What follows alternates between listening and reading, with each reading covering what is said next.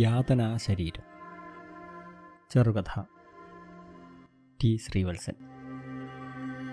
ബലിക്കാക്കയുടെ വിഷാദം കലർന്ന ചെരിഞ്ഞ നോട്ടവുമായി തിരുനെല്ലിയിലേക്കുള്ള ബസ് മാനന്തവാടി സ്റ്റാൻഡിൽ തിരക്കിൽ നിന്നും മാറി ഓരം ചേർന്ന് നിൽക്കുന്നു. വൈക്കത്ത് നിന്നോ മറ്റോ കാലത്ത് പുറപ്പെട്ട ബസ്സാണെങ്കിലും നേരിട്ടുള്ള യാത്രക്കാർ ആരും തന്നെയില്ല. രാത്രി 7 മണിയോടെ അവിടെ എത്തുമെന്ന് കണ്ടക്ടർ പറഞ്ഞു. അപ്പോഴേക്കും ദീപാരാധന കഴിഞ്ഞിരിക്കും. താമസം നേരത്തെ ബുക്ക് ചെയ്തതുകൊണ്ട് അലയേണ്ടെന്നു മാത്രം. കാട്ടിക്കുളത്ത് നിന്ന് റോഡ് തിരിഞ്ഞത് മുതൽ ചെറുതായി മഴ പൊഴിയാൻ തുടങ്ങി. തണുപ്പ്, കാട്, സന്ധ്യ. കടും നീലവർണ്ണത്തിൽ ഇരുട്ടുകൊണ്ട് വരച്ച നിഴൽ ചിത്രങ്ങൾ. കൊടും വളവുകളിൽ ഹോണടിക്കാതെ, വേഗം കുറയ്ക്കാതെ ബസ് പറപ്പിക്കുന്നത് കണ്ട് തുള്ളിച്ചാടിയിരുന്ന എത്രയോ വനയാത്രകൾ കഴിഞ്ഞിരിക്കുന്നു. ഇരുട്ടത്ത് പാത നിറഞ്ഞ് ആന നിന്നാൽ കാണുക പോലുമില്ല. എതിരെ ഒരു ചെറിയ വാഹനം വന്നാൽ പോലും തീർന്നു. പക്ഷേ ഈ യാത്രയിൽ കാട് എന്നെ സ്പർശിക്കുന്നേയില്ല. കോട നിറഞ്ഞ വളവുകളിൽ മരണവുമായി മുഖാമുഖത്തിന് തയ്യാറായി ബസ് ഓടിക്കുന്ന ഡ്രൈവറെ നിസ്സംഗമായി നോക്കിക്കൊണ്ട് ഞാൻ തിരുനെല്ലി സമീപിക്കുന്നതറിഞ്ഞു.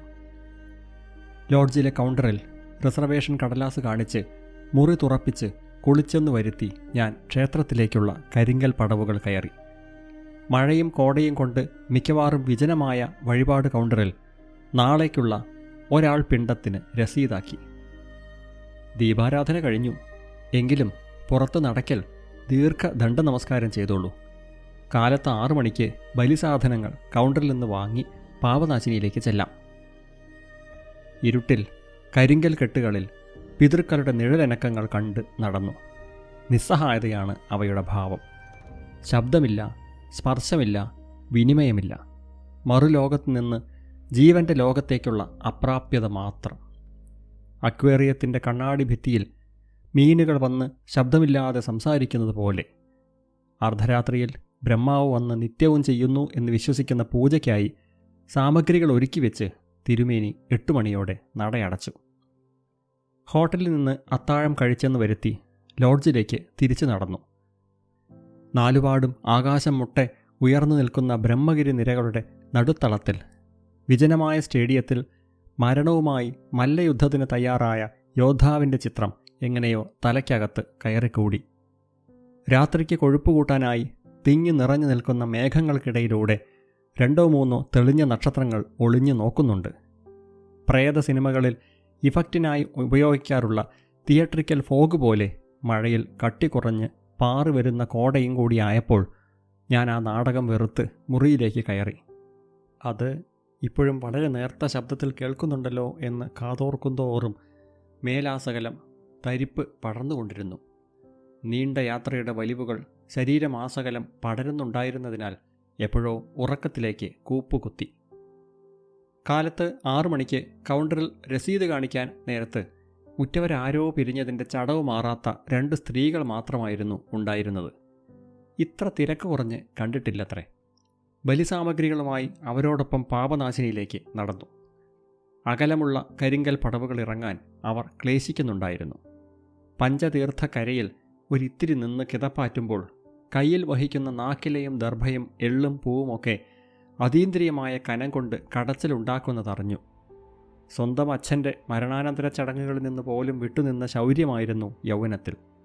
ചിതയുടെ മർമ്മങ്ങളിൽ മക്കൾ ഓരോരുത്തരായി കൊള്ളിവെക്കാൻ പറഞ്ഞപ്പോൾ അച്ഛനെ പച്ചയ്ക്ക് കൊളുത്താൻ മടിയില്ലാത്ത ജന്തുക്കൾ എന്ന് പിറുപിറുത്ത് മാറി നിന്നതാണ്.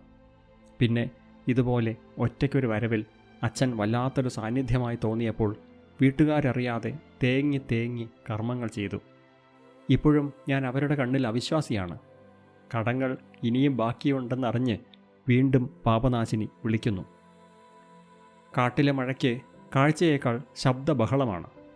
വലിയ ആഘോഷത്തോടെ കരിയിലകളിൽ പതിക്കുന്ന തുള്ളികളുടെ ഓർക്കസ്ട്ര. കരഞ്ഞ് കരഞ്ഞ് മൂക്ക് പിഴിയുന്ന ഒരൊച്ച പലതവണ കാട്ടുമഴയിൽ കേട്ടിട്ടുണ്ട്. ഏങ്ങലുപോലെ വീശിയടിക്കുന്ന കാറ്റും. കാറ്റ് ശവത്തിൽ കുത്തും പോലെ മരങ്ങളെ പിന്നെയും കരയിക്കും. ഗുഡിക ശിവക്ഷേത്രത്തിലേക്ക് വഴി പിരിയുന്നിടത്ത് സംശയിച്ചു നിന്നെങ്കിലും സ്ത്രീകൾ ഒപ്പമെത്തി വഴി കാണിച്ചു. ഇടയ്ക്കുള്ള പാലത്തിന് മുകളിലൂടെ കടക്കുമ്പോൾ താഴെ ഒഴുകുന്ന അരുവിക്ക് മഴ തുടങ്ങിയതിൻ്റെ ചെറിയ അഹങ്കാരം. മഴക്കാലമായാൽ ഇവിടമാകെ വെള്ളത്തിൻ്റെ താണ്ഡവമായിരിക്കും. ബലികർമ്മം ചെയ്യുന്ന പാറയിടുക്കിൽ വെള്ളം കുതിച്ചു തുടങ്ങിയിട്ടേയുള്ളൂ. കാർമികൻ അവിടെ കാത്തു നിൽപ്പുണ്ട്. രസീത് വാങ്ങി അതിൽ നോക്കി പേരും നക്ഷത്രവും ഉറക്കെ വായിച്ചു. പെരുമാളുടെ നക്ഷത്രമാണല്ലേ എന്ന് ആശ്ചര്യം കൂറി. കാറ്റത്ത് വിളക്ക് കെടാതിരിക്കാനുള്ള കൂട്ടിനുള്ളിൽ തിരികൊളുത്തി നാക്കിലെയും സാധനങ്ങളും കല്ലിൽ വെച്ച് അപ്പുറത്ത് മുങ്ങിവരാൻ ആംഗ്യം കാണിച്ചു. എല്ലുകോച്ചുന്ന തണുപ്പിൽ നരകലോകങ്ങളിലൊന്ന് ഓർമ്മിപ്പിച്ചുകൊണ്ട് പാവനാശിനി അതിൻ്റെ ശിക്ഷാവിധി നടപ്പിലാക്കി. കർമ്മം ചെയ്യുന്ന പാറയിടുക്കിലേക്ക് പല്ലുകൾ കൂട്ടിയിടിച്ചുകൊണ്ട് ഈറനോടെ പതുക്കെ നിരങ്ങിയിറങ്ങുമ്പോഴേക്കും കാർമികൻ ശ്ലോകം ചൊല്ലിത്തുടങ്ങിയിരുന്നു. ദർഭ കൊണ്ട് പവിത്രമണിയിച്ച് നാക്കിലയിലൊരുക്കിയ ബലിയിൽ കൈ പിണച്ചുവെച്ച് മരിച്ചുപോയ ആത്മാവിനെ മനസ്സിൽ ധ്യാനിക്കാൻ പറഞ്ഞു. ശ്ലോകം പകുതി നിർത്തി അദ്ദേഹം ചോദിച്ചു, ആർക്കാ? ആത്മസുഹൃത്തിന്. എങ്ങനെ സംഭവിച്ചു? ദുർമരണം, കൊലപാതകം. മൈസൂരിൽ ജോലി ചെയ്യുന്ന കാലത്ത് ഓഫീസേഴ്സ് ഹോസ്റ്റലിൽ എൻ്റെ റൂംമേറ്റായിരുന്നു അൻപഴകൻ. അത്യുത്സാഹി, എപ്പോഴും എന്തെങ്കിലുമൊക്കെ പ്ലാനുകളുമായി ഭാവിയെ വരച്ചുകൊണ്ടിരിക്കുന്നവൻ. അടുത്ത 20 കൊല്ലം വരെ ഉള്ള ഭാവി പദ്ധതികൾ കണിശമായി ആസൂത്രണം ചെയ്ത് അതിനനുസരിച്ച് ഓരോ നീക്കവും നടത്തിയിരുന്നവൻ. തമിഴും മലയാളവും കലർത്തി എനിക്കായി ഒരു പ്രത്യേക ഭാഷ അവൻ നിർമ്മിച്ചിട്ടുണ്ട്. അതിൻ്റെ കൊഞ്ചുന്ന അബദ്ധങ്ങൾ എന്നിൽ വാത്സല്യം നിറയ്ക്കും. അവൻ്റെ തമിഴ് ശീലങ്ങളെ ഞാൻ കളിയാക്കുമ്പോൾ നുണക്കുഴി വിടർത്തി ചമ്മിയ ചിരിയും ചിരിച്ച് നിൽക്കുന്ന നിൽപ്പ് കാണണം. കുളിക്ക് ശേഷമാണ് തലയിൽ എണ്ണതേപ്പ്. നടൻ സൂര്യ സ്റ്റൈലിൽ താഴേക്ക് നീട്ടി വളർത്തിയ മീശ. ടക്കിൻ ചെയ്യുമ്പോൾ വൃത്തിയായി ഇറുകി നിൽക്കാനായി ഷർട്ടിന് പുറത്തുകൂടിയാണ് അണ്ടർവെയർ ധരിക്കുക. മേലുദ്യോഗസ്ഥരെ കാണുമ്പോൾ നട്ടെല്ല് വളച്ചൊടിച്ച് നിൽക്കും. ചെറിയ ചെറിയ പ്രശംസകൾ പഠിച്ചു പറ്റാനായി എന്തുതരം അടിമപ്പണിയും ചെയ്യാൻ ഒരു മടിയുമില്ല. അൻപ് ഒരു വിശേഷ ജന്മം. അവനെ കാണുമ്പോഴൊക്കെ ഞാൻ നീട്ടിപ്പാടും, അൻപേ അൻപേ കൊല്ലാതെ. അതവന് വലിയ ഇഷ്ടമാണ്. പാണ്ഡിത്തൊണ്ടയിൽ അവൻ അതിൻ്റെ ബാക്കി പാടും, കണ്ണേ കണ്ണൈ കിള്ളാതെ. ഡിസംബറിൻ്റെ കൊടും തണുപ്പിലാണ് ഞാൻ മൈസൂരിലെ ഓഫീസേഴ്സ് ഹോസ്റ്റലിൽ ജോലിക്ക് ചേരാനായി വന്നിറങ്ങിയത്. അന്ന് അവിടുത്തെ വാച്ച്മാൻ കണ്ണൂറുകാരൻ രാജേട്ടൻ അൻപിനെ പരിചയപ്പെടുത്തി. ഞങ്ങളുടെ അതേ സെക്ഷനിലാണ് ജോലിയെന്നും താമസിക്കേണ്ടത് അയാളുടെ റൂമിലാണെന്നും ഒക്കെ. കൈകൊടുത്ത് പരിചയപ്പെടുത്തിയ ഉടനെ അൻപ് ആംഗ്യം കൊണ്ട് മദ്യപിക്കുമോ എന്ന് ആരാഞ്ഞു. ഞാൻ അന്തിച്ചു നിൽക്കുന്നത് കണ്ട് രാജേട്ടൻ പൊട്ടിച്ചിരിച്ചു. ഇവിടുത്തെ തണുപ്പിൽ അതൊന്നുമില്ലാതെ രക്ഷയില്ല സാറേ. വാച്ച്മാൻ്റെ മുറിയിൽ ചെറിയൊരു സ്റ്റൗവും സെറ്റപ്പും ഒക്കെയുണ്ട്. അന്നവിടെ ചീനച്ചട്ടിയിൽ ചിക്കൻ കറി വേവുന്നുണ്ടായിരുന്നു. പാർസലായി വാങ്ങിയ പൊറോട്ടയും രാജേട്ടൻ്റെ ചിക്കൻ കറിയും പിന്നെ അൻപിൻ്റെ ഉത്സാഹമായിരുന്ന അന്നത്തെ രാത്രിയിലെ ബ്രാൻഡിയും ചേർന്ന് എൻ്റെ വരവേൽപ്പ് ഗംഭീരമായി. കരിങ്കല്ല് കൊണ്ട് പണിത വലിയ 5 നില ഹോസ്റ്റലിനകത്ത് നാട്ടിലെ കൊടും ചൂടിൽ നിന്ന് പറിച്ചു നടപ്പെട്ട ഞാൻ ഒരു പരിചയവുമില്ലാഞ്ഞിട്ടും അൻപിൻ്റെ നിർബന്ധത്തിന് വഴങ്ങി. മദ്യവും ഭക്ഷണവും കൊണ്ട് ഞങ്ങളുടെ ബന്ധത്തിൻ്റെ അസ്ഥിവാരം അന്ന് പണിതു തീർന്നു. തമിഴ്നാട്ടിലെ ചിദംബരത്തിനടുത്ത് മഞ്ചക്കൊല്ലൈ എന്ന കുഗ്രാമമാണ് അൻപിൻ്റെ നാട്. കൃഷിയും പശുവും തപ്പട്ട കൊട്ടുന്ന ശവഘോഷയാത്രയുമൊക്കെയായി ഇളയരാജാ പാട്ടുപോലെ ഒരു ജീവിതം. നാട്ടിലെ ഏക അഭ്യസ്ത വിദ്യൻ, IAS മോഹവുമായി നാടുവിട്ടവൻ. ജാതിയും ജന്മിത്തവും കടുത്ത ആചാരങ്ങളുമൊക്കെ അതിശക്തമായി നിലനിൽക്കുന്ന ഗ്രാമം. തങ്ങളുടെ ഇടവഴിയിലൂടെ ഒരു കീഴ്ജാതിക്കാരൻ നടന്നതിന് അവനെ അടിച്ചു കൊന്നത് കഴിഞ്ഞ മാസമാണ്. വിശന്നപ്പോൾ വഴിയിൽ വീണ് കിടന്ന ഒരു മാമ്പഴം എടുത്തു തിന്നതിന് സ്ത്രീയെയും കുഞ്ഞിനെയും നഗ്നയാക്കി അടിച്ച് ചോരപ്പാട് വരുത്തിയ നാട്. നാട്ടിൽ നിന്ന് 400ഓളം കിലോമീറ്റർ അകലെയാണെന്ന് മാത്രമല്ല, 400ഓളം വർഷങ്ങൾക്ക് മുന്നിലുമാണ് താനെന്ന് അൻപ് നീരസത്തോടെ പറയും. മദ്യം കഴുകിത്തുടച്ച് വൃത്തിയാക്കിയ വടിവത്ത തംഗ്ലീഷിൽ അവൻ മൊഴിയും, I hate my village Manu. രാജേട്ടൻ്റെ കണ്ണൂർ സ്ലാങ് മറുപടിക്കും, never hate one's roots. Roots are our legs without which we cannot stand straight. പറഞ്ഞൊപ്പിച്ച ഇംഗ്ലീഷിൻ്റെ ആവേശത്തിൽ എഴുന്നേൽക്കാൻ ശ്രമിച്ച രാജേട്ടൻ മൂക്കുകുത്തി വീണു. അയാളുടെ വായിൽ മുൻനിര പല്ലുകളൊക്കെ അപ്രത്യക്ഷമായിരുന്നു. കുടിച്ച് ഫിറ്റായി പലയിടത്തും മുഖമടച്ച് വീണതിൻ്റെ ഫലമാണ് അതെന്ന് പിന്നീട് അറിഞ്ഞു. സംസാരിക്കുമ്പോൾ പല്ലില്ലാത്ത ശൂന്യതയിലേക്ക് മേൽചുണ്ട് വലിഞ്ഞുണ്ടാക്കുന്ന ഒരു ഗോഷ്ഠിയിൽ വല്ലാത്ത വൈകൃതം മുഖത്തിന് കൈവരും. മനുക്കുട്ട എന്ന് അൻപ് സ്ത്രൈണമായി വിളിക്കുമ്പോൾ കറുത്തു മിന്നുത്ത മുഖത്തെ നുണക്കുഴി ഭംഗിയായി വിടരും. I hail from a hell. നരകം തെരിയുമാ? ഒരേ തടവൈ എന്നൂർക്ക് വന്നാ உங்களுக்கு അത് പുരിയും. തമിഴൻ്റെ സ്ഥിരം അതിശയോക്തിയാണെന്ന് കരുതി ഞാൻ ആ പറഞ്ഞത് തള്ളി. എൻ്റെ നാട്ടിലെ ദുരവസ്ഥകളെക്കുറിച്ച് ഞാനും വിസ്തരിച്ചു. അൻപിൻ്റെ സംഭാഷണങ്ങളിൽ കൂടെ നരകം എന്ന വാക്ക് കടന്നു വരുന്നത് ഞാൻ ആദ്യമേ ശ്രദ്ധിക്കുന്നുണ്ടായിരുന്നു.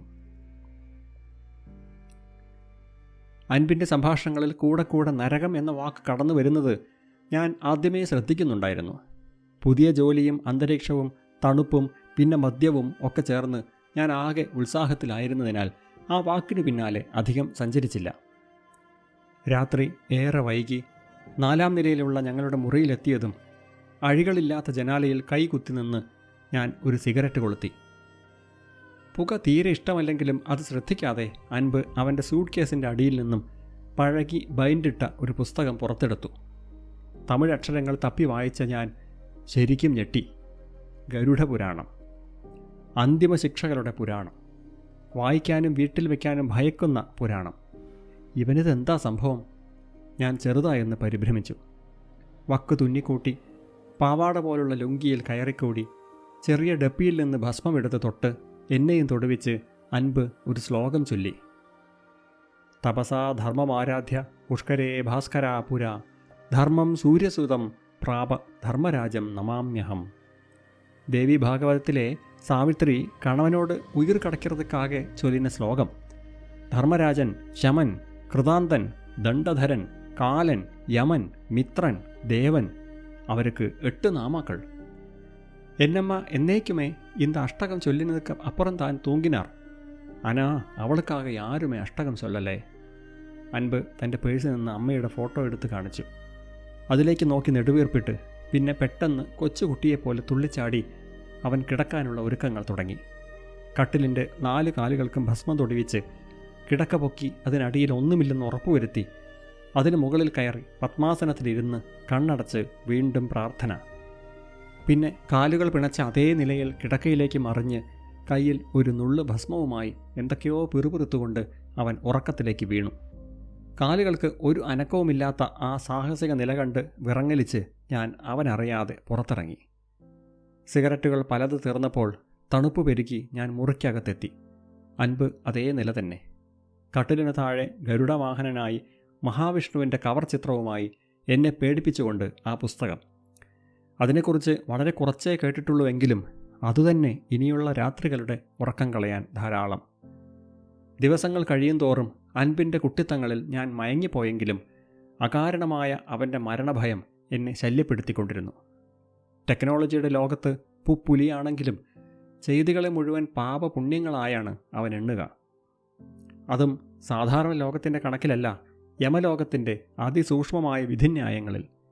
ഇപ്പോൾ സ്വാഭാവികമായി ചെയ്തുകൊണ്ടിരിക്കുന്ന പ്രവൃത്തികൾ ഓരോന്നും ചിത്രഗുപ്തൻ്റെ കണക്കിൽ എണ്ണപ്പെട്ട പാപങ്ങളാണെന്നും അവയ്ക്കൊക്കെ കൊടിയ ശിക്ഷ തങ്ങളെ കാത്തിരിക്കുന്നുണ്ടെന്നും അവൻ പറയും. നിർദോഷമായ ഒരു നുണ പറയുന്നത് പോലും അവനെ ഭയപ്പെടുത്തുന്നത് ഈ ധാരണ കൊണ്ടാണ്. ഇവനിങ്ങനെ എത്ര നാൾ മുന്നോട്ട് പോകുമെന്ന് ഞങ്ങൾ സഹപ്രവർത്തകർ ആശങ്കപ്പെടും.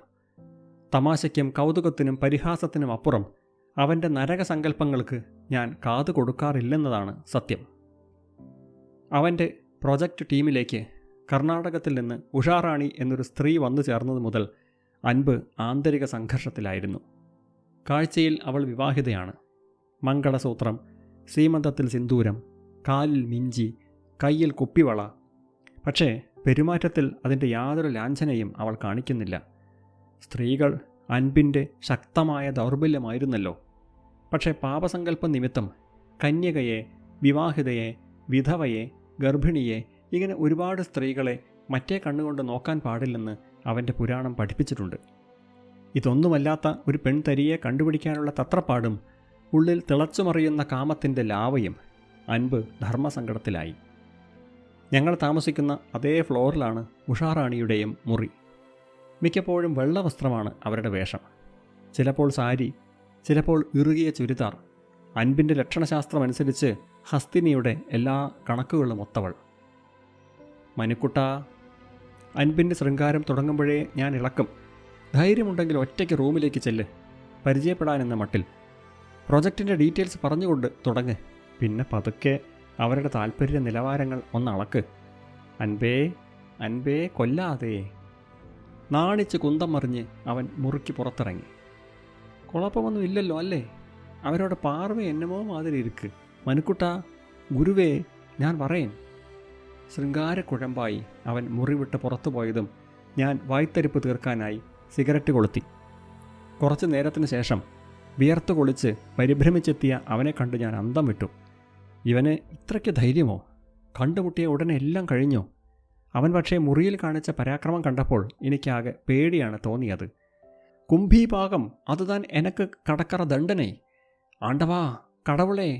അവൻ പ്രായശ്ചിത്തം പോലെ കട്ടിൽപ്പടിയിൽ നെറ്റിമുട്ടിച്ച് കരഞ്ഞു. വിറച്ചു കൊണ്ടാണ് അൻപ് ആ കഥ പറഞ്ഞത്. ഗരുഡപുരാണം പ്രേതകാണ്ഡത്തിലെ ഒരു വിവരണമായിരുന്നു അത്. ദിവ്യക്ഷേത്രങ്ങൾ തോറും സഞ്ചരിച്ച് യാത്ര ചെയ്യുന്ന ഒരു യുവാവ് ഒരു രാത്രിയിൽ ഒരു ഗ്രാമത്തിലെത്തി. ക്ഷീണം കൊണ്ട് അടുത്തു കണ്ട വീട്ടിൻ്റെ തിണ്ണയിൽ കയറി അയാൾ കിടന്നു. അകത്തുണ്ടായിരുന്ന ഒരു സുന്ദരിയായ യുവതി ഇതൊക്കെ കാണുന്നുണ്ടായിരുന്നു. അവൾ ശബ്ദമില്ലാതെ വാതിൽ തുറന്ന് പുറത്തു വന്നു. യുവാവ് ഉണർന്നു നോക്കിയപ്പോൾ കഴുത്തിൽ താലിയുമായി നിൽക്കുന്ന സ്ത്രീയെ കണ്ടു. അയാൾ ചോദിച്ചു, വിവാഹിതയായ നീ ഇങ്ങനെ മറ്റൊരു പുരുഷനെ സമീപിക്കാമോ എന്ന്. അവൾ പറഞ്ഞു, എൻ്റെ ഭർത്താവാണ് പ്രശ്നമെങ്കിൽ ഇപ്പോൾ വരാമെന്ന് പറഞ്ഞ് അകത്ത് ചെന്ന് സ്വന്തം ഭർത്താവിനെ അവൾ വകവരുത്തി. എനിക്കുഴപ്പമില്ലല്ലോ എന്ന് പറഞ്ഞ് അവർ സംഗമിച്ചു. പിരിയാൻ നേരത്ത് ഇനി എന്നാണ് നമ്മൾ കാണുക എന്ന് സങ്കടത്തോടെ ചോദിച്ച അവളോട് യുവാവ് പറഞ്ഞു, നമ്മൾ രണ്ടുപേരും കുംഭീപാകം എന്ന നരകത്തിൽ വെച്ച് കാണും. ഉഷാറാണിയുമായി ഈ കഥയിൽ ബന്ധിച്ചതെന്തിനെന്ന് ഞാൻ ചോദിച്ചു. അവൾക്ക് വെക്കമേ കടയാതെ മനു.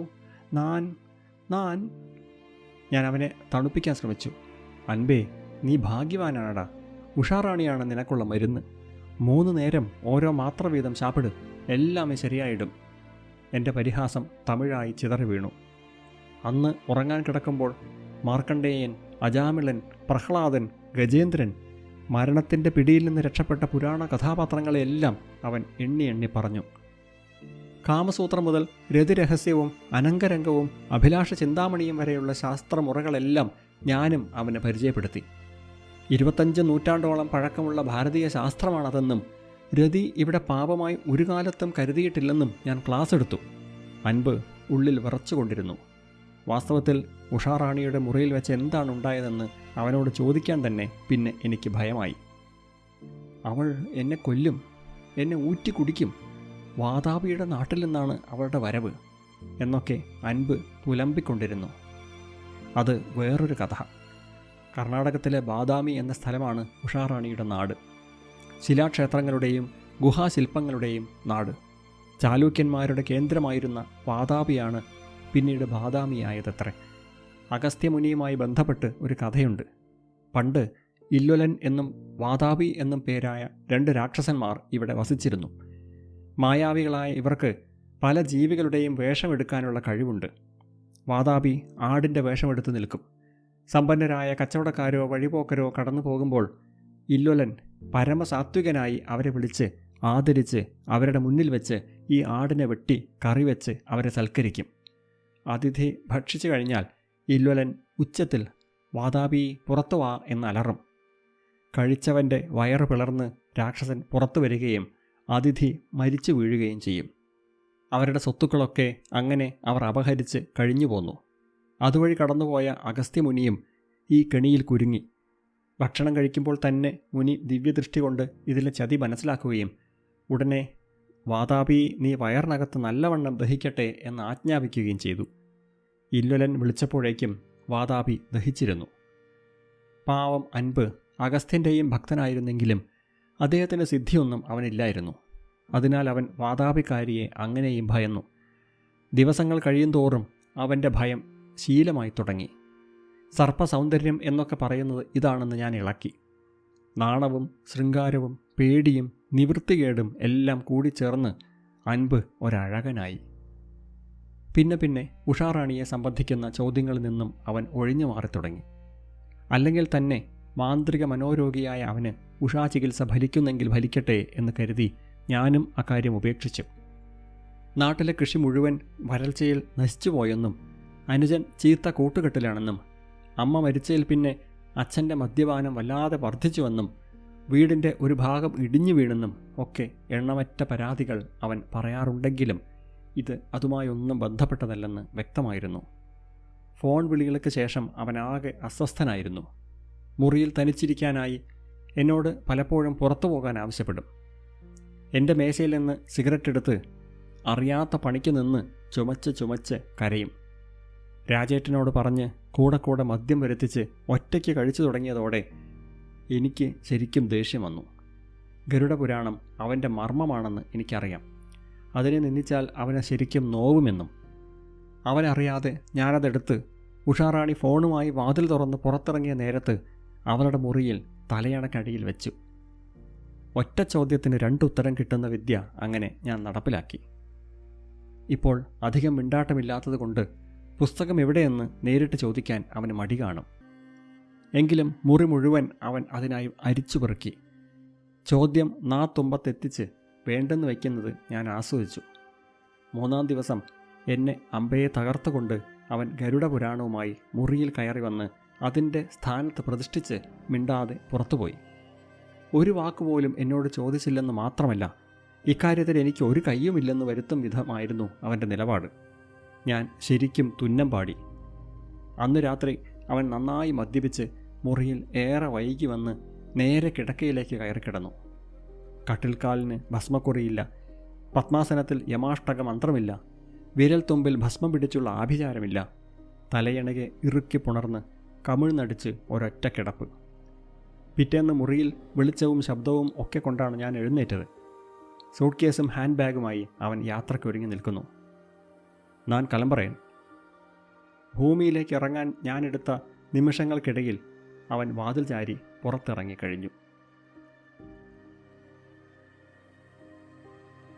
പിറ്റേന്ന് കാലത്ത് എഴുന്നേറ്റ് അൻപ് ഇറങ്ങിപ്പോയത് ഓർക്കാതെ ഞാൻ കൊതുകുവലയിട്ട് മൂടിയ അവൻ്റെ കട്ടിലേക്ക് കുറേ നേരം നോക്കിയിരുന്നു. അവനെ ഉണർത്താനെന്നോണം വല പൊക്കി മാറ്റിയതും കിടക്കയുടെ ഒത്ത നടുക്ക് നിഗൂഢ സന്ദേശം പോലെ, ആത്മഹത്യാക്കുറിപ്പ് പോലെ, തൻ്റെ അപരലോകത്തേക്കുള്ള താക്കോൽ പോലെ ഗരുഡപുരാണം അവൻ വച്ച് പോയിരിക്കുന്നു. പഴകി വക്കുകൾ പിഞ്ഞു തുടങ്ങിയ ആ തമിഴ് ഗ്രന്ഥം ഞാൻ പേടിയോടെ എടുത്തു മറിച്ചു. തപ്പി തമിഴക്ഷരങ്ങൾ ഞാൻ വായിച്ചെടുത്തു. ശ്രീ ഗരുഡപുരാണ വസനം. മദ്രാസിലെ മാരൈമലി അടികൾ ലൈബ്രറിയിൽ നിന്ന് ഇഷ്യൂ ചെയ്തെടുത്ത പുസ്തകമായിരുന്നു അത്. 1894 പ്രസിദ്ധീകരിച്ച 6 പഴഞ്ചൻ കോപ്പി. പതുക്കെ അതിൻ്റെ താളുകൾ മറിക്കും തോറും അരുതാത്തതെന്തോ ചെയ്യുന്നതിൻ്റെ തരിപ്പ് എന്നിൽ ആസകലം പടരുന്നുണ്ടായിരുന്നു. പഴകിയ തമിഴ് ലിപികളുടെ വക്കും വടിവും കെട്ട രൂപങ്ങൾക്കിടയ്ക്ക് ചുമർചിത്ര വടിവിൽ ഇടയ്ക്കിടെ ഓരോ പേജിൽ ചിത്രങ്ങൾ വരച്ചു വച്ചിരിക്കുന്നു. 2 നൂറ്റാണ്ട് മുമ്പുള്ള ഏതോ ചിത്രകാരൻ ഉറക്കമിളച്ച് പേടിച്ചരണ്ട് വരച്ചുണ്ടാക്കിയ രേഖാചിത്രങ്ങൾ. ശൗനകാദികൾക്ക് സൂതമുനിയും ഗരുഡന് മഹാവിഷ്ണുവും പുരാണ തത്വം വിവരിക്കുന്നത്, യമരാജൻ കിങ്കരന്മാർക്ക് ആജ്ഞ നൽകുന്നത്, കിങ്കരന്മാർ മനുഷ്യാത്മാവിനെ കാലപാശത്താൽ ബന്ധിക്കുന്നത്, പിശാചുക്കളും യമകിങ്കരന്മാരും ചേർന്ന് ആത്മാവിന് പിണ്ടശരീരം നൽകുന്നത്, മുൾമരങ്ങൾ മാത്രം നിറഞ്ഞ അസിപത്ര വനം. ചിത്രങ്ങൾ ഓരോന്നും എന്നെ വിറളി പിടിപ്പിച്ചു. മരിച്ചവരുടെ ആത്മാക്കൾ പ്രേതക്കൂട്ടങ്ങളായി അവയിൽ ചിത്രീകരിച്ചിരിക്കുന്നത് അതിദയനീയമായാണ്. ചെയ്തു കൂട്ടിയ പാപങ്ങളുടെ പശ്ചാത്താപ തീയിൽ അസ്ഥിപഞ്ചരങ്ങളായവ. ഗരുഡപുരാണത്തിൻ്റെ രഹസ്യമറിയാനായി ഞാൻ പിറ്റേന്ന് ഇൻസ്റ്റിറ്റ്യൂട്ടിലെ ലൈബ്രറിയിൽ പരതി. ഇംഗ്ലീഷിലും മലയാളത്തിലുമായി ലഭിച്ച വ്യാഖ്യാനങ്ങളിലൂടെ ഞാൻ അൻപിൻ്റെ മനസ്സ് വായിക്കാൻ വിഫല ശ്രമം നടത്തി. പാപകർമ്മങ്ങൾ ചെയ്യുന്നവർക്ക് യമമാർഗത്തിൽ സംഭവിക്കുന്ന നരകയാതനകളാണ് ഗരുഡൻ്റെ ആവശ്യപ്രകാരം മഹാവിഷ്ണു അതിൽ വർണ്ണിക്കുന്നത്. മരണത്തിൻ്റെ നിമിഷത്തിൽ ഉറ്റവരുടെ ആർത്തനാദം കേട്ടും കാലദൂതന്മാരെ കണ്ട് മൂർച്ഛിച്ചും പഞ്ചേന്ദ്രിയങ്ങൾ ഒന്നൊന്നായി വിട്ടുപിരിഞ്ഞും ചൈതന്യവും പ്രാണനും ഇളകി മനുഷ്യാത്മാവ് ആ മുഹൂർത്തത്തെ കൽപ്പാന്തകാലം പോലെ ദീർഘമായി അനുഭവിക്കുന്നുവത്രേ. 100 തേളുകൾ ഒന്നിച്ച് കടിച്ചാലുള്ള വേദന അവർ അനുഭവിക്കുന്നു. ജ്വലിക്കുന്ന കണ്ണുകളും ഭയങ്കരമായ കറുത്തിരുണ്ട ദേഹവും ക്രൂര നഖങ്ങളുമുള്ള യമഭടന്മാർ വന്ന് ജീവനെ കയറുകൊണ്ട് ബന്ധിച്ച് യാതനാദേഹത്തിലാക്കുന്നു. മരിച്ചു കഴിഞ്ഞാൽ വേദന അറിയേണ്ടല്ലോ എന്ന് സമാധാനിക്കാൻ വരട്ടെ. യാതനാദേഹത്തിന് വേദനയുടെയും പീഡനങ്ങളുടെയും മുഴുവൻ അനുഭവവും സഹിക്കേണ്ടി വരും. ജീവിച്ചിരിക്കുമ്പോൾ നമ്മുടെ വേദന മരിക്കുവോളം മാത്രമല്ലേയുള്ളൂ. മരിച്ചു കഴിഞ്ഞ ദേഹത്തിന് യാതന ഒരിക്കലും അവസാനിക്കുന്നില്ല. കാരണം യാതനകളുടെ പരമാവധിയായ മരണം ആദ്യമേ നടന്നു കഴിഞ്ഞല്ലോ. നൂറ്റാണ്ടുകളുടെ പഴകിയ മണം ഉറഞ്ഞുകൂടിയ ലൈബ്രറിയുടെ ഇരുണ്ട ഇടനാഴിയിൽ നിന്ന് എനിക്ക് ഉച്ചത്തിൽ നിലവിളിക്കണമെന്ന് തോന്നി. പുരാണത്തിലെ ഭീകരത ആരംഭിക്കാനിരിക്കുന്നേയുള്ളൂ. യമഭടന്മാരുടെ ചാട്ടവാറടിയേറ്റ് നെഞ്ചു തകർന്നുള്ള വേദന, വഴിയിൽ കടിച്ചു കയറുന്ന നായ്ക്കൾ, ചുട്ട മണലിലൂടെ അനന്തമായ ദൂരം വീണും ഞെരങ്ങിയും ക്രൂരമർദ്ദനമേറ്റും നിലവിളിച്ച് കരഞ്ഞും താണ്ടണം. അടങ്ങാത്ത വിശപ്പും ദാഹവും, മുള്ളിലകൾ മാത്രമുള്ള മരങ്ങൾ. ചിത്രഗുപ്തൻ്റെ അനുചരരായ ശ്രവണർ ഈ ജന്മത്തിൽ ചെയ്തു കൂട്ടിയ പാപങ്ങൾ എണ്ണി എണ്ണി പറയും. അതിനുള്ള ഘോരശിക്ഷകൾ വഴിയിലുടനീളം പറഞ്ഞു കേൾപ്പിക്കും. യമപാതയിൽ അതിഘോരമായ 16 പട്ടണങ്ങൾ, അവിടങ്ങളിൽ വിചിത്രമായ യാതനാമുറകൾ. ഉറ്റവരാരെങ്കിലും നൽകുന്ന പിണ്ടം കൊണ്ട് യാതനാദേഹം വിട്ട് ആത്മാവിന് പിണ്ടദേഹം ലഭിക്കുമത്രേ. ഓരോ ദിവസവും നൽകുന്ന പിണ്ടം കൊണ്ട് ശിരസ്, കഴുത്ത്, ഹൃദയം, പൃഷ്ഠം, നാഭി, ഗുഹ്യം, തുട, മുട്ട്, പാദങ്ങൾ എന്നിങ്ങനെ 10-ാം ദിവസത്തെ പിണ്ടത്താൽ ലഭിച്ച വിശപ്പും ദാഹവും 11ഉം 12ഉം ദിവസത്തെ പിണ്ടം കൊണ്ട് അല്പം ശമിക്കുന്നു. എങ്കിലും യാതനകൾ തീരുന്നില്ല. യമസങ്കേതത്തിലേക്ക് പിണ്ടദേഹത്തെ കൊണ്ടുപോകുമ്പോൾ കടന്നു പോകേണ്ട മഹാഘോരമായ വൈതരണി എന്ന നദിയുണ്ട്. ചോരയും മലമൂത്രങ്ങളും ശുക്ലവും ഒഴുകുന്ന നദി. ഇറച്ചി കൊത്തിപ്പറിക്കുന്ന വലിയ കഴുകന്മാരും മുതലകളും ഭീകര ജലജീവികളും അതിലുണ്ട്. അവിടെ ചിത്രഗുപ്തൻ്റെ കണക്ക് പുസ്തകത്തിൽ പരേതനുള്ള യഥാർത്ഥ ശിക്ഷ രേഖപ്പെടുത്തി വച്ചിരിക്കുന്നു. 4 ലക്ഷത്തോളം നരകങ്ങളിൽ 28 എണ്ണമാണ് മഹാനരകങ്ങൾ.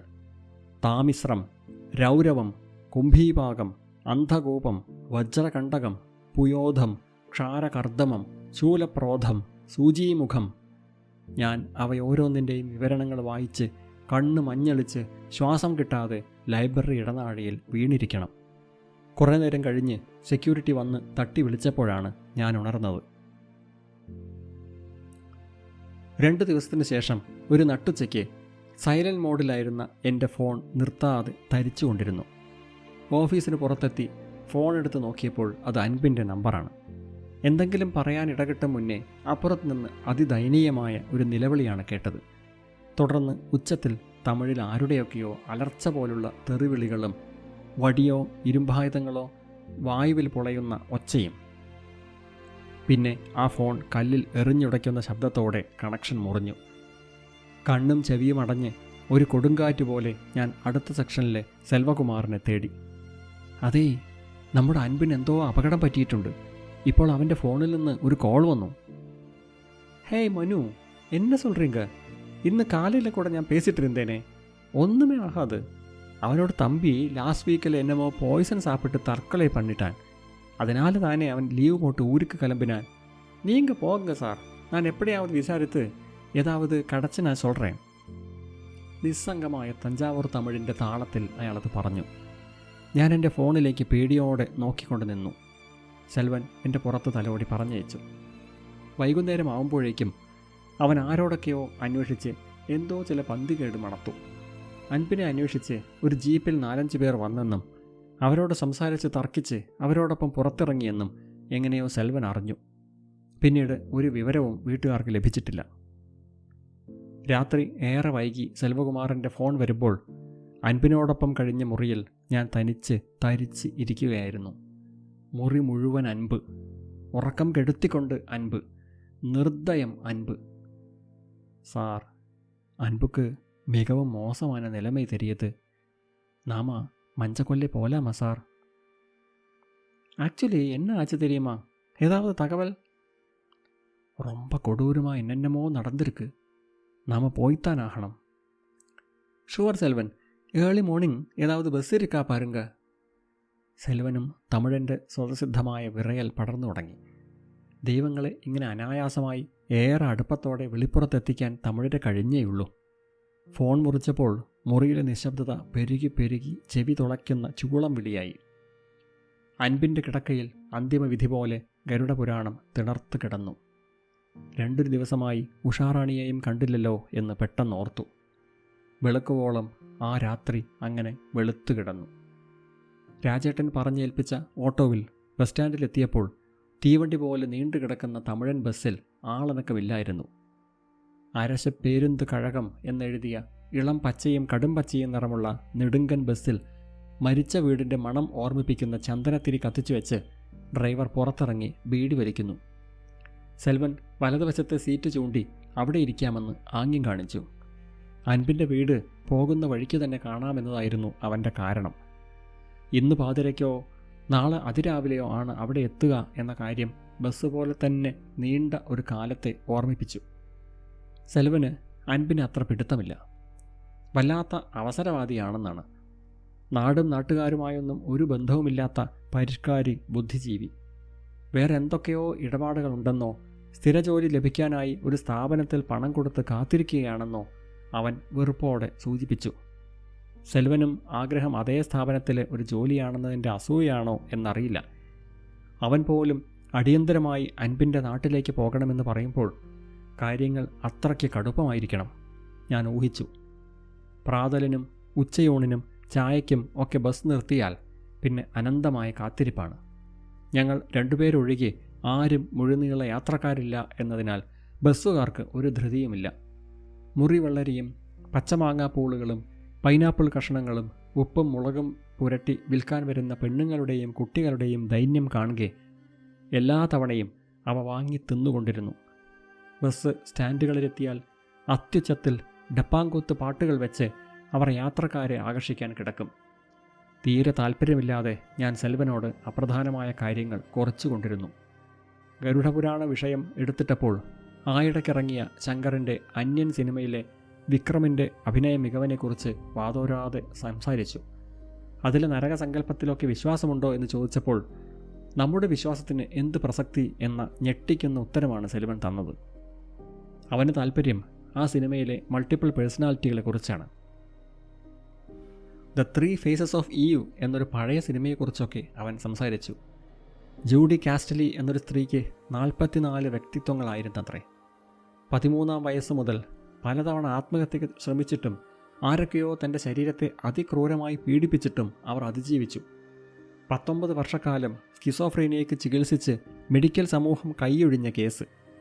പിന്നീടാണ് അവരിലെ മുതിർന്ന ജൂഡി സംഗീതവും ചിത്രവും ശില്പവും സാഹിത്യവും ഒക്കെ രചിച്ച് വലിയ കലാകാരിയായത്.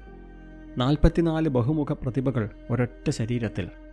സെൽവൻ്റെ വിവരണം തുടരുമ്പോൾ ബസ് അറ്റമില്ലാതെ നേർപാതയിലൂടെ ഒരേ വേഗത്തിൽ ഇരുട്ടത്ത് ഓടിക്കൊണ്ടിരുന്നു. ഇപ്പോൾ പാട്ടും ബഹളവും ഒന്നുമില്ല. എല്ലാവരും ഉറക്കത്തിൽ. ഒരിറക്കം കഴിഞ്ഞ് ബസ് ഒരു വളവെടുത്തപ്പോൾ സെൽവൻ എന്നെ തട്ടി വിളിച്ച് വലതുഭാഗത്തേക്ക് നോക്കിയിരിക്കാൻ പറഞ്ഞു. സമയം രാത്രി 2 മണി കഴിഞ്ഞിരുന്നു. പുറത്ത് കട്ട പിടിച്ച് ഇരുട്ടല്ലാതെ മറ്റൊന്നുമില്ല. പാരുങ്കോ പാരുങ്കോ. റോട്ടിൽ നിന്ന് അല്പം ഉയരത്തിലായി ഒറ്റയ്ക്കൊരു ചെറിയ വീടിന് മുന്നിൽ മഞ്ഞ ബൾബ് എരിയുന്നുണ്ട്. അൻപോടെ വീട്. എൻ്റെ കണ്ണ് ഉറയ്ക്കുമ്പോഴേക്കും ആ ദൃശ്യം അകന്ന് മറഞ്ഞിരുന്നു. രാത്രിയിലും വിളക്കെരിയുന്നുണ്ടെങ്കിൽ അതൊരു മരണ വീടായിരിക്കണം അത്രേ. അനുജൻ്റെ ആത്മഹത്യയോ അതോ എന്നവൻ അർദ്ധോക്തിയിൽ നിർത്തി. തണുപ്പും മനസ്സിൻ്റെ മരവിപ്പും എന്നെ തളർത്തിയിരുന്നു. വീണ്ടും കുറേ ദൂരം ഓടി ഞങ്ങൾ ബസ് സ്റ്റാൻഡിലെത്തി. ചായ കുടിക്കാനായി ഞങ്ങൾ ഒരു കട പരതുമ്പോൾ എല്ലായിടത്തും പതിച്ചു വെച്ച ദിനമലർ വാർത്താ പോസ്റ്ററിൽ കട്ടക്കറുപ്പിൽ ആ വാർത്ത ഞങ്ങളെ കാത്തിരുന്നു. പേരാസിറിയറിൻ കൊലൈ, കാരണം മർമ്മമാനത്. സെൽവൻ ആദ്യമേ പറഞ്ഞത് സൂക്ഷിക്കണം എന്നാണ്. സംഭവം നടന്നതിന് ശേഷം കൊലപാതകികൾ കൂടുതൽ ജാഗരൂകരായിരിക്കും. പോലീസിനെ ഒന്നും ഇവിടെ ആർക്കും പേടിയില്ല. തങ്ങളെ തേടി മറ്റാരെങ്കിലും വരുന്നുണ്ടോ എന്നാണ് അവരന്വേഷിക്കുക. നമ്മളിപ്പോൾ അവരുടെ നിരീക്ഷണത്തിലായിരിക്കും, ഉറപ്പ്. അപ്പോൾ കഴിഞ്ഞ ദിവസം എനിക്ക് കിട്ടിയ പോക്കറ്റ് വിളി മരണത്തിൻ്റെ പിടിയിലകപ്പെട്ട അൻപിൻ്റെ ലോകത്തോടുള്ള അവസാനത്തെ സന്ദേശമായിരിക്കണം. വിനിമയ ലോകത്തേക്ക് ഫോൺ സ്വയം നൽകിയ അപായ സൂചന. പക്ഷെ അത് തികച്ചും നിഷ്ഫലമായി പോയെന്ന് മാത്രം. ചായയും സിഗരറ്റും പറഞ്ഞ് ഞാനൊരു പാതിരാക്കടയിൽ നിൽക്കുമ്പോഴേക്കും സെൽവൻ എൻ്റെ കയ്യിൽ പിടിച്ച് വലിച്ച് ഇരുട്ടിലൂടെ ഒരു നാടൻ ബസ്സിലെത്തിച്ചു. പ്രാചീനമായ ഏതോ കാലത്തിലേക്ക് പെട്ടെന്ന് ചെന്നെത്തിയതുപോലെ. ബസ് നിരങ്ങി തുടങ്ങിയതോടെ അവന് ശ്വാസം വീണതുപോലെ തോന്നി. നമ്മളെ ആരും ശ്രദ്ധിച്ചുകൂടാ. ഇവിടങ്ങളിൽ ആത്മഹത്യയ്ക്കും കൊലയ്ക്കും ഒന്നും അത്ര വ്യക്തമായ കാരണങ്ങളേ വേണ്ട. പുലരിക്കാറ്റിൻ്റെ തെളിമയും ശാന്തിയും ഒന്നും ആസ്വദിക്കാവുന്ന മാനസികാവസ്ഥയിലായിരുന്നില്ല ഞങ്ങൾ. നാലുപാടും കടൽ പോലെ പരന്നു കിടക്കുന്ന പാടങ്ങൾക്ക് നടുവിൽ ആൾപ്പൊക്കത്തിൽ ഒരു മൺതിട്ടിലായി അൻപിൻ്റെ വീട് ഞങ്ങളെ നോക്കി നിന്നു. മുറ്റത്ത് നടുവിലായി പീഠത്തിൽ പട്ടുകൊണ്ട് മൂടിയ ഒരു മൺകുടം. ചുറ്റും ഉറക്കച്ചടവുമായി ഒപ്പാരി പാടി കരയാനെത്തിയ കുറച്ച് സ്ത്രീകൾ. ഞങ്ങളെ കണ്ടതും സ്വിച്ചിട്ടതുപോലെ അവർ ദീനദീനമായി പാട്ടുപാടി നെഞ്ചത്തടിച്ച് കരയാൻ തുടങ്ങി. അൻപിൻ്റെ അച്ഛൻ മൂക്കറ്റം കുടിച്ച് മുറ്റത്തെ പൂച്ചെടി തടത്തിൽ തലചായ്ച്ച് മയങ്ങിക്കിടക്കുന്നു. ആരോ ഞങ്ങളെ മുറ്റത്തിട്ട ബെഞ്ചിലേക്ക് വിളിച്ചിരുത്തി. സെൽവൻ ഗാഠമായ തമിഴിൽ ആരോടൊക്കെയോ സംസാരിച്ചു കൊണ്ടിരുന്നു. അവൻ ഓരോ വാർത്തയിലും ഞെട്ടി പല പല ദയനീയ ശബ്ദങ്ങൾ പുറപ്പെടുവിച്ചു കൊണ്ടിരുന്നു. മിനിയാന്ന് കാലത്ത് കുറച്ചുപേർ വന്ന് അൻപിനെ വിളിച്ച് ജീപ്പിൽ കയറ്റുന്നത് മാത്രമേ വീട്ടുകാർ കണ്ടിട്ടുള്ളൂ. ആരോടും ഒന്നും പറയാതെ അവരോടൊപ്പം ഇറങ്ങി. പിന്നെ പിറ്റേന്ന് കാലത്ത് സ്ത്രീകളാരോ വെള്ളമെടുക്കാനായി മുന്നിലെ കനാലിലേക്ക് ഇറങ്ങിയപ്പോഴാണ് കാൽപാദം വെള്ളത്തിലിറങ്ങി മണ്ണിൽ പുതഞ്ഞ് അൻപിൻ്റെ ശരീരം കാണുന്നത്. കണ്ണുകൾ രണ്ടും ചൂഴ്ന്നെടുത്തിരുന്നു. ജനനേന്ദ്രിയം ക്രൂരമായി മുറിച്ചു മാറ്റിയിരുന്നു. ശരീരം മുഴുവൻ തലങ്ങും വിലങ്ങും കമ്പി കൊണ്ട് വരിഞ്ഞു കെട്ടിയതിൻ്റെ ചോര പടർന്ന വടുക്കളുണ്ടായിരുന്നു. കാൽമുട്ടുകൾ ചതഞ്ഞ് തൂങ്ങുന്നുണ്ടായിരുന്നു. പിന്നെയും പിന്നെയും ആ വിവരണം സെൽവൻ വിവർത്തനം ചെയ്തുകൊണ്ടിരുന്നു. ഞാൻ അവൻ്റെ വായ പൊത്തി. ഒരു പകൽ മുഴുവൻ അൻപ് മരണവേദന തിന്ന് ഇഞ്ചിഞ്ചായി മരിച്ചു പോയിരിക്കുന്നു. ഒറ്റയടിക്കല്ല, പ്രാണൻ പറഞ്ഞു പോകും വരെ ശരീരം കൊണ്ട് നരകയാതന മുഴുവൻ തിന്നു തീർത്തിരിക്കുന്നു. നെഞ്ചു കനത്ത് ശ്വാസമടയും മട്ടിൽ വീർപ്പുമുട്ടി ഞാൻ ഇരുന്ന ബെഞ്ചിൽ നിന്ന് എഴുന്നേൽക്കാൻ ശ്രമിച്ചു. ബെഞ്ചിലെ പശിമയുള്ള എന്തിലോ എൻ്റെ വസ്ത്രം ഒട്ടി വലിഞ്ഞു. അൻപിൻ്റെ കൂട്ടുകാരൻ കരഞ്ഞുകൊണ്ട് പറഞ്ഞു, കനാലിൽ നിന്ന് കണ്ട ശരീരം ഇവിടെ ഈ ബെഞ്ചിലാണ് ആദ്യം കിടത്തിയിരുന്നത് എന്ന്. ഉള്ളിലൂടെ പാഞ്ഞ തരിപ്പിലൂടെ ഞാൻ ആ രക്തപ്പശിമയെ പേടിയോടെ നോക്കി. എനിക്ക് ആരൊക്കെയോ ആയിരുന്ന അൻപ് നാട്ടിലെ ഏക IAS-കാരനായി കാറിൽ വന്നിറങ്ങുന്ന ദൃശ്യം സ്വപ്നം കണ്ടിരുന്ന അൻപ്, അമുദം എന്ന ബാല്യകാല പ്രണയത്തെ ഇപ്പോഴും നാണത്തോടെ താലോലിച്ച് നടക്കുന്ന അൻപ്, ഉഷാറാണി എന്ന പ്രലോഭനത്തെ നേരിടാനാവാതെ ധർമ്മസങ്കടത്തിലായ അൻപ്, ഏറ്റവും പുതിയ കമ്പ്യൂട്ടർ പ്രോഗ്രാമുകളും ലാംഗ്വേജുകളും അനായാസമായി പഠിച്ചെടുക്കുമ്പോഴും ഗരുഡപുരാണം വിടാതെ പിന്തുടർന്നതിൻ്റെ ദുരന്ത സാക്ഷ്യം അവൻ്റെ രക്തമാണ് ഇപ്പോൾ എന്നെ തൊട്ടു വലിച്ചത്. ജീവിതാശകൾ ഇപ്പോഴും ഒട്ടലായി ഉണങ്ങി കറപിടിച്ച ദുരന്ത ജാതകം. അടുത്ത ചടങ്ങിനായി എല്ലാവരും എഴുന്നേറ്റതോടെ ഞാനും സെൽവനും ഒരൽപ്പം മാറി നിന്നു. മുറ്റത്തെ കുടത്തിൽ അൻപിൻ്റെ ചിതാഭസ്മമായിരുന്നു. അതിനെ മൂടിയിരുന്ന പഴന്തുണി മാറ്റിയപ്പോൾ അതിൽ നിന്നും തെറിച്ചു നിൽക്കുന്ന അസ്ഥി ചൂണ്ടി സെൽവൻ പറഞ്ഞു, കയ്യെലുമ്പ്. ഇതൊക്കെയാണ് ഇനി ഒരു ജന്മത്തിൻ്റെ ബാക്കിയിരിപ്പ്. ഒപ്പാരിയുടെ അത്യുച്ചത്തിലുള്ള നിലവിളിയുടെ അകമ്പടിയിൽ ആ കുടവും വഹിച്ചുള്ള സംഘം പടിയിറങ്ങിപ്പോയി. മരണം ബാക്കിയാക്കിയ മഹാശൂന്യത ഒരു പുതിയ ദിവസമായി ആ വീടിനെ ഭസ്മം പൂശി. ആരോ നീട്ടിയ കട്ടൻ കാപ്പി ഞാൻ വായ്ക്കടുത്തേക്ക് കൊണ്ടുപോയതും ബ്രഹ്മാണ്ടം മുഴുവൻ പുറത്തെത്തിക്കുന്ന ഒരു ഛർദിലുമായി ഞാൻ വേലിക്കരിയിലേക്ക് ഓടി. കയ്യിലെ പവിത്രം അഴിച്ച് അതുകൂടി ഇലയിലേക്ക് വെച്ച് പ്രാർത്ഥിച്ച് തലയ്ക്ക് മുകളിലൂടെ പിറകിലെ ഒഴുക്കിലേക്കെറിയാൻ കാർമികൻ പറയുമ്പോൾ ഇനിയെങ്കിലും എല്ലാം തീരുമെന്ന് ഞാൻ ആശിച്ചു. കാറ്റും മഴയും ശമിച്ചെങ്കിലും ഇപ്പോൾ പാവനാശിനിക്ക് ശൗര്യം വർദ്ധിച്ചതുപോലെ അപാരമായ എന്തോ ഒന്നുമായി വിനിമയം സാധിച്ചതിൻ്റെ ശാന്തി, അൻപ് എന്നോട് പൊറുത്തു എന്ന സമാധാനം, ആത്മബലിയുടെ ഭാരക്കുറവ്, ഇതൊക്കെയാണ് ഞാൻ ആ നിമിഷം പ്രതീക്ഷിച്ചത്. കുതിച്ചു വീഴുന്ന വെള്ളത്തിൻ്റെ ചില്ലുചീളുകൾ മേലാകെ തറച്ച് ഞാൻ കുളിച്ചുകൊണ്ടേയിരുന്നു. സ്ത്രീകളും കാർമികനും നടന്നകന്നതോടെ കാട് മുഴുവൻ എനിക്കായി ഒരു ക്രൂര നാടകം തിരശ്ശീല നീക്കി. ക്ഷേത്രത്തിൽ ഒന്നുകൂടി കയറി തൊഴുത് ഹോട്ടലിൽ നിന്ന് കാപ്പി കുടിച്ച് മുറിയിലെത്തിയതും ഇപ്പോഴും അത് കേൾക്കുന്നുണ്ടോ എന്ന് കാതോർത്തു. അത് പോക്കറ്റിൽ ഫോണുമായി നടക്കുമ്പോഴും ഇരിക്കുമ്പോഴുമൊക്കെ വളരെ നേർത്ത ശബ്ദത്തിൽ ഇടയ്ക്കിടെ ആരോ വിദൂരതയിൽ നിന്ന് വിളിക്കുന്നത് പോലെ. തോന്നലല്ല, സത്യമായും ഞാനത് കേൾക്കുന്നുണ്ട്.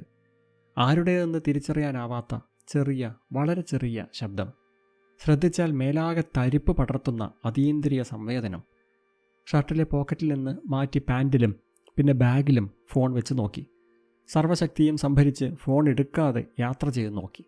അപ്പോഴും കേൾക്കാം ഇട്ടുകാലി വല പോലെ നേർത്ത അവ്യക്തമായ ശബ്ദങ്ങൾ. കിടക്കുമ്പോൾ തലയണക്കടിയിൽ നിന്ന് വരെ അത് കേൾക്കുന്നു. നാട്ടിലേക്ക് പോയ അൻപിൻ്റെ ഫോണിൽ നിന്നും അവനറിയാതെ ഡയൽ ചെയ്തു വന്ന വിളി എന്നോട് എന്തോ പറയാൻ ശ്രമിച്ച് ദയനീയമായി പരാജയപ്പെടുകയായിരുന്നു. പ്രേതാത്മാവായി അലയുന്ന അവന് പിണ്ടദേഹം ലഭിക്കുന്നതുവരെ നരകയാതന തുടരുന്നുണ്ടാവണം. ഗരുഡപുരാണമനുസരിച്ച് ജീവിക്കുന്നവരോട് അലറി വിളിച്ച് കേഴുന്ന കോടിക്കണക്കിന് പ്രേതക്കൂട്ടങ്ങളിലൊന്നായി പാവം എൻ്റെ അൻപും യാതനാശരീരവുമായി ഇപ്പോഴും എവിടെയോ ഉണ്ടെന്ന തോന്നൽ എന്നെ ഉഴുതുമറിച്ചുകൊണ്ടിരുന്നു. ബ്രഹ്മഗിരിയുടെ നിഴൽ വീണ വഴിയിലൂടെ അതിവേഗം തിരിച്ചുപായെന്ന ബസ്സിലിരിക്കുമ്പോൾ ഞാൻ ആദ്യം ചെയ്ത കാര്യം ഫോൺ തുറന്ന് അതിലെ കോൺടാക്റ്റ് ലിസ്റ്റിൽ നിന്ന് മരിച്ചുപോയവരുടെ നമ്പറുകൾ നിഷ്കരുണം ഡിലീറ്റ് ചെയ്യുകയായിരുന്നു. അകാരക്രമത്തിലുള്ള ആ പേരുകളിൽ ആദ്യത്തേത് അൻപിൻ്റേതായിരുന്നു. ആത്മരക്ഷയ്ക്കായുള്ള ആ കൊലപാതകത്തിന് ഗരുഡപുരാണത്തിലെ ശിക്ഷ എന്തുതന്നെ ആയിരുന്നാലും ഞാൻ അത് നേരിടാൻ തയ്യാറായിരുന്നു.